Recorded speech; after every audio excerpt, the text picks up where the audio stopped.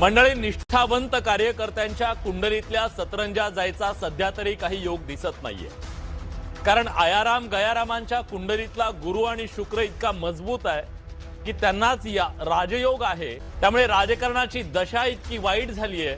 ठाकरे बंधू एकत्र आले म्हणून काल मनसेचे हे नेते ढोल वाजवत होते, पेढे वाटत होते, नाचत होते। आज ते भाजपमध्ये दाखल झाले। क्षणात 24 तासात त्यांनी काल खाल्लेला पेढा पचण्याच्या आधी पक्ष सोडला। त्यांचा पक्ष प्रवेश निष्ठावंतांना पचनी पडला नाही। कारण गोदेला पूर यावा तसा नाशिक भाजपमध्ये इन्कमिंगचा महापूर आलाय। इकडे शरद पवारांच्या राष्ट्रवादीला एक वेळ निष्ठावंत सोडू पण सत्तेतल्या अजित पवारांना सोडणार नाही हा मेसेज गेला। निष्ठेनं काम करणं नेभळटपणा आणि पक्ष बदल चातुर्य बनलंय। आयराम गयाराम या शब्दाचा उगम हरियाणात झाला, पण आज परिस्थिती अशी आहे की तो लोकांना मराठी शब्द वाटतो। सकाळी बोलवलेले प्रवक्ते संध्याकाळी त्याच पक्षाकडून येतील याची शाश्वती। हे खरं आहे की ते म्हणाले तसं अंधेरा छटेगा कमल खिलेगा। सगळं खरं झालं